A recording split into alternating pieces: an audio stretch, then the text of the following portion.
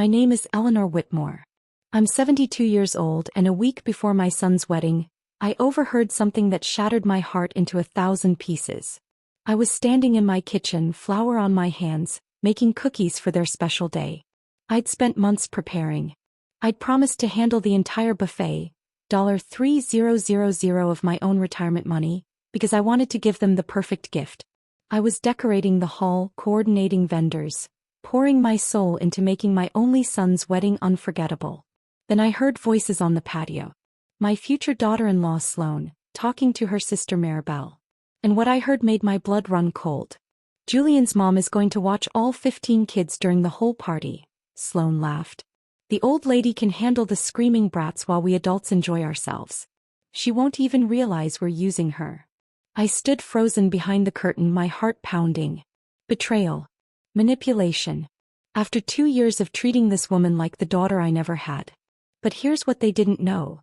This old lady still had some fight left in her. Let me take you back to where this all began. Julian is my only child. 4 years after his father died of cancer, it was just the two of us. I raised him alone, ran a family business, survived things most people couldn't imagine. When he finally found love again after his first marriage ended, my heart soared. Sloane seemed perfect when Julian introduced her 2 years ago. Always polite, always smiling. She called me Miss Eleanor with such respect. She'd bring flowers to my house, offer to help in the kitchen, compliment my cooking. Miss Eleanor, let me help with those dishes. Your cooking is delicious. Julian is so lucky he grew up eating like this. I welcomed her with open arms. Taught her our family's secret recipes. Included her in every tradition. Treated her like the daughter I never had. For 2 years I bent over backward to be the perfect mother-in-law. I cooked what she liked. I decorated how she wanted. I even changed how I dressed to fit her image of the ideal grandmother. My best friend Vivian noticed the change in me. Eleanor, you used to be so independent. Now you're asking permission for everything. But I thought that's what love looked like. Sacrifice, availability, putting family first no matter what. That Tuesday afternoon I was finalizing the shopping list for the wedding buffet. Calculating pounds of meat for 150 guests. Planning salads, counting desserts. Julian was on his phone with work. Sloane and her sister Maribel were chatting on the patio. Then I heard my name. Something in Sloane's tone made me stop. I moved quietly to the kitchen window, staying hidden behind the curtain. What I heard next would change everything. I have everything perfectly organized for the kids at the wedding, Sloane said, her voice dripping with satisfaction. There are about 15 kids from our guests, babies to teenagers. But she's totally used to it. This way we adults can enjoy ourselves without any annoying interruptions. Maribel laughed loudly. That's so smart, sis. The old lady is going to take care of all those screaming brats while you guys dance, drink, and have fun. Perfect. My hands gripped the counter. Old lady. Screaming brats.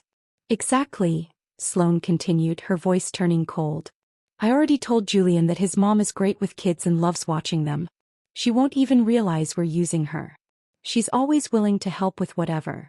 It's like having a free professional nanny for the whole night. And she agreed? Maribel asked.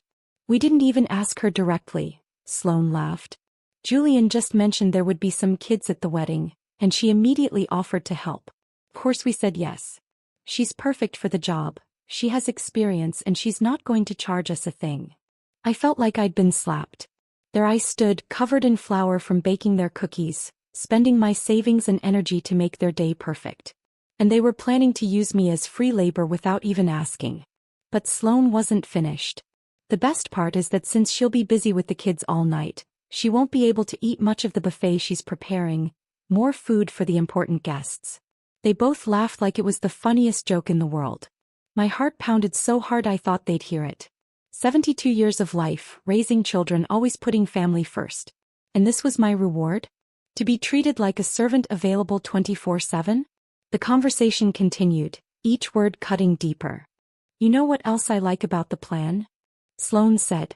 Since the old lady will be running after kids all night, she won't be able to get into our adult conversations. You know how mothers-in-law are, always wanting to give their opinion on everything and telling boring stories about when Julian was little. Maribel burst into laughter. Oh my God, yes. My mother-in-law is the same way. At least yours will be useful for once. Exactly. And the best part is Julian thinks his mom is offering out of love. He doesn't realize we planned it this way from the beginning. Men are so naive. I heard Julian's footsteps approaching after his phone call. What are my beautiful ladies laughing about? He asked lovingly. I was telling Maribel how organized I am, Sloane replied, instantly switching to her sweet tone. I have everything sorted so the guests' children won't be a nuisance at the wedding. Your mom is going to watch them. My mom is an angel, Julian said proudly. Always willing to help the family. It's incredible how she still has the energy to run after kids at her age. Yeah, it's very convenient to have a mother-in-law like that, Sloane murmured. But Julian didn't catch the sarcasm. I walked away from the window feeling nauseous. This woman who'd acted like the perfect daughter-in-law for 2 years, who'd called me mom on special occasions, actually saw me as a free employee and a nuisance.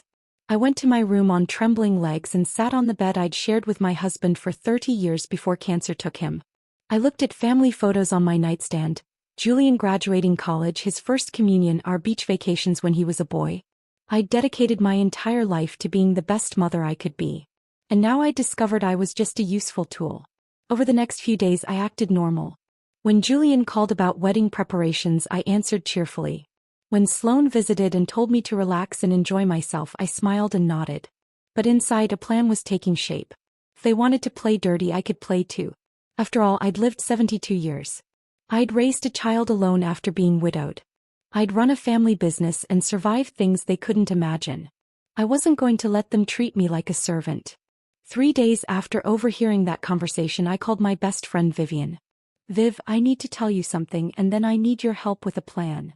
I told her everything. The conversation, the betrayal, the humiliation. Eleanor, that girl is a snake, Vivian said. After everything you've done for them? You've spent a fortune. You've dedicated months to organizing this wedding. And this is how they repay you. I know. But here's the good part, I have a plan. I explained it step by step. Vivian started clapping on the other end of the phone. Eleanor, you're a genius. That spoiled girl is going to get the surprise of her life. Count on me. On Thursday, I began executing phase 1. I called every caterer I'd hired. Good morning, this is Eleanor Whitmore. I need to cancel all the orders for Saturday's wedding. Yes, I know it's last minute, but there's a family emergency. Some tried charging cancellation fees, but I managed to cancel everything, paying only small penalties. Then I called the florist for the extra arrangements I was gifting them. I need to cancel the centerpieces for Saturday. I won't be needing them anymore. On Friday night, the day before the wedding, I packed a small suitcase. Clothes for 2 days, my medications, my favorite book. Julian called to confirm everything was ready. Mom, how are the preparations? Do you need help with anything? No, son. Everything is perfect. Tomorrow is going to be a wonderful day, I replied calmly. Mom, you're the best. Sloane, and I don't know how to thank you for everything. You don't have to thank me for anything, Julian. Tomorrow everything is going to go exactly as you planned. That night I barely slept, not from nerves but from excitement. I was finally going to get my dignity back. Saturday morning, wedding day, I woke at 5 a.m. with energy I hadn't felt in years. I showered, did my hair, put on my favorite coral dress. Not the one I'd planned for the wedding, but a special one I saved for important occasions. Vivian arrived at 7 on the dot with 2 suitcases and a conspiratorial smile. Ready for your day of freedom, Eleanor? More than ready, Viv. I've been waiting for this moment for 2 years without even knowing it. We'd booked a luxury spa 2 hours outside the city. Everything I'd saved for the wedding buffet I was now spending on myself. Before leaving, I wrote a letter and left it on the kitchen table where Julian always sat. Dear Julian, by the time you read this, I'll be enjoying a well-deserved rest. 4 months, I prepared everything to make your wedding perfect. But I found out that Sloane and you had other plans for me. Apparently my role was to be the free nanny for 15 children without anyone asking if I wanted that job. Since the buffet was also part of my unconsulted duties, I decided to cancel everything. I hope you find a quick solution. I'll be back Sunday night. With love but with dignity, Mom. Are you sure about this? Vivian asked when I got in the car. Because once we start, there's no turning back. Viv, I'm 72 years old. If I don't stand up for myself now, when will I? Start the car. The The drive was liberating. We arrived at the spa at 10. The place was even more beautiful than the photos. Perfectly manicured gardens, spectacular lake views, peaceful atmosphere. "Welcome, ladies," the receptionist said, offering mimosas. "Your rooms are ready. Is this a special occasion?" "Yes," I replied with a genuine smile. "I'm celebrating my independence." At 11:30, as I was entering my first massage, my phone started ringing. "Julian." I let it ring. 5 minutes later again. And again. I turned the phone off. "Miss Eleanor, is everything okay?" the masseuse asked, seeing my smile. "Perfectly fine, dear. Please continue." For 3 hours, I dedicated myself completely to enjoying the experience. Hot stone massage. Lunch at the spa restaurant.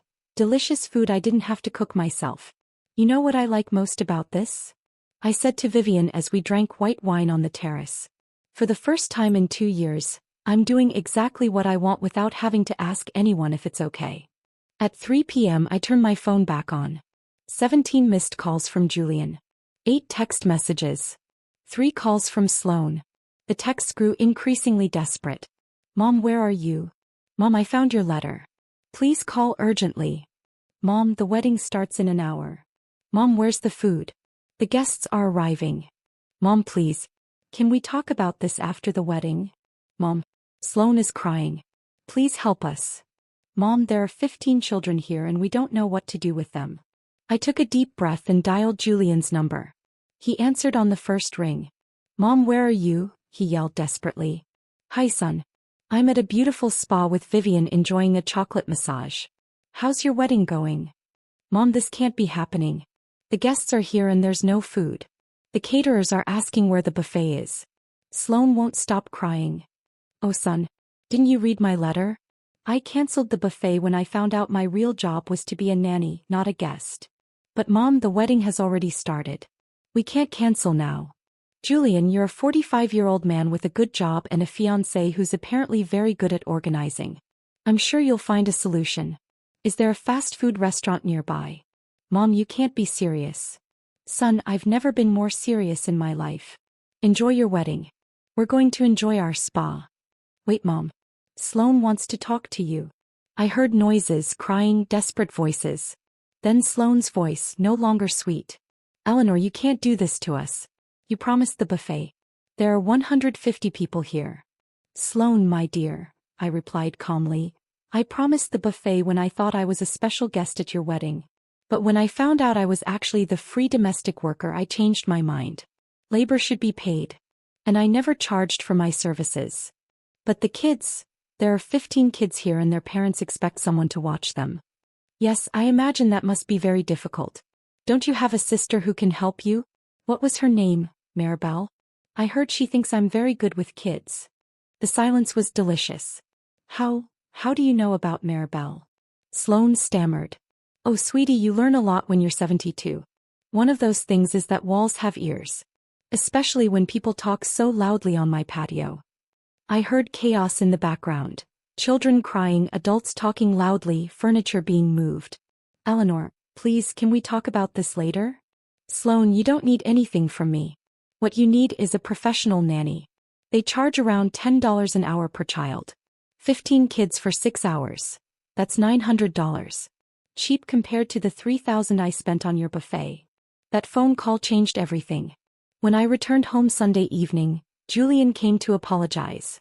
The wedding had been a disaster. Pizza instead of a gourmet buffet, children running wild, guests leaving angry. But more importantly, he finally understood what he'd done. Over the following months, both Julian and Sloane worked to rebuild my trust. They went to therapy. They learned to ask instead of assume. They treated me as family, not staff. 6 months later, they announced they were pregnant. "Mom, we want you to be the grandma who chooses how much you want to be involved," Julian said. "We're not going to assume anything. You decide what kind of grandma you want to be." That was all I ever wanted. The freedom to choose how to love my family. A year after that disastrous wedding, I published my book, Cooking with Love, Serving with Dignity, Recipes and Reflections of a Modern Grandma. Sloane helped promote it. Julian organized the launch party. During my book presentation, I told the guests, "This book isn't just about recipes. It's about maintaining our dignity while we serve the people we love. It's about the difference between giving out of love and being used for convenience. Now I'm 73 with a grandchild, a published book, and a family that treats me with the respect I always deserved. Sometimes saying no is the most powerful way to say yes to you.